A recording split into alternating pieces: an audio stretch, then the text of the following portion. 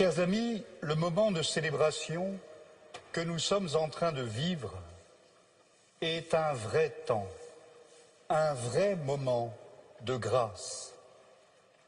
Car ce qui nous rassemble, c'est bien la commémoration commune de la Réforme, initiée en 1517 par Martin Luther, dont nous savons quelle source de renouvellement elle a pu être, mais aussi combien elle ébranlera l'Europe avec la séparation et la division qu'elle provoquera entre nous. Il a donc fallu que nous apprenions ensemble, en particulier durant ces dernières décennies, à dépasser nos a priori, les caricatures dans lesquelles nous nous étions mutuellement enfermés. Il a fallu, et il faut encore, que nous demandions au Dieu de miséricorde de nous pardonner. Pour cela, nous avons laissé la parole du Christ résonner en nous. Nous avons peut-être un peu plus laissé l'Esprit Saint nous conduire ensemble vers la vérité tout entière. Surtout, nous avons entendu et pris au sérieux la prière de Jésus, cette prière toute particulière, étonnante, bouleversante, dans laquelle il est entré à la fin de son dernier repas et avant de vivre sa passion. Et Jésus a prié pour que nous soyons un. Il a voulu cette unité parce qu'elle est, bien entendu, le signe de l'accomplissement de l'expérience chrétienne, de la communauté qui vit unie par l'amour. Il le dira dans ses derniers entretiens avec les siens. C'est au fait que vous vous aimerez les uns les autres que l'on verra que vous êtes mes disciples. Mais si Jésus a voulu cette unité, c'est surtout parce qu'elle est la condition de la crédibilité et de la fécondité de la bonne nouvelle. Que tous soient un, afin que le monde croie, dira-t-il à son Père, au cœur de sa prière.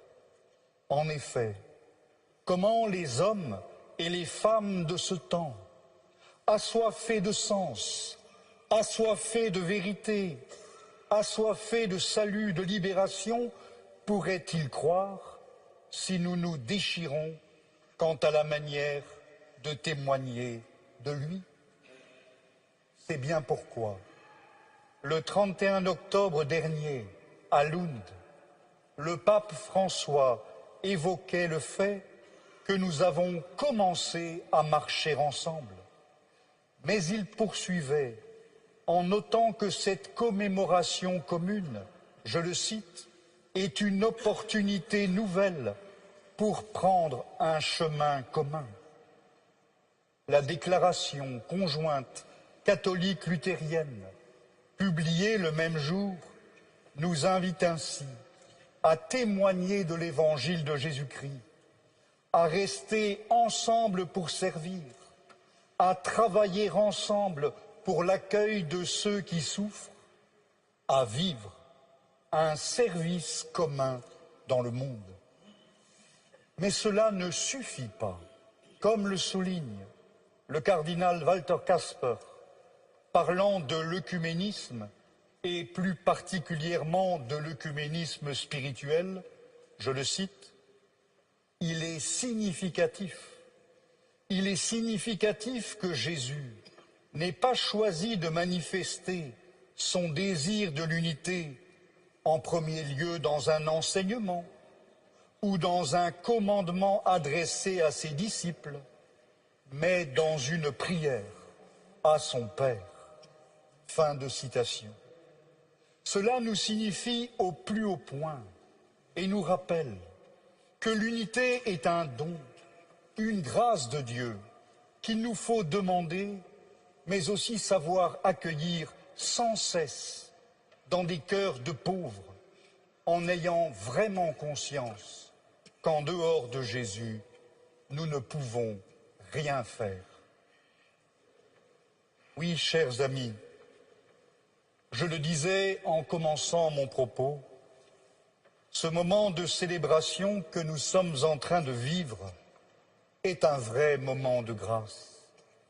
Pourtant, relisant ce que j'allais vous partager il y a quelques jours, relisant ces quelques lignes qui ne commentent en rien le passage d'écriture qui a été proclamé en Jean 15, qui cite au moins un cardinal, et plus encore le pape, je me suis dit, voilà un propos bien catholique pour une occasion aussi œcuménique. Mais je me disais aussi que mon propos, comme celui qui suivra maintenant, sont d'une substance dont les deux prédicateurs ont partagé la teneur en toute confiance.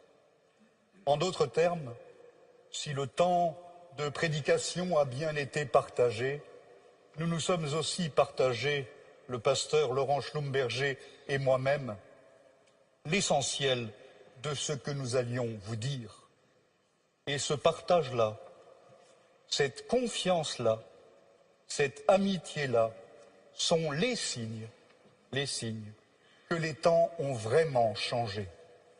Et que oui, sur le chemin de l'unité, nous vivons des moments de grâce, nous vivons de la grâce. Amen.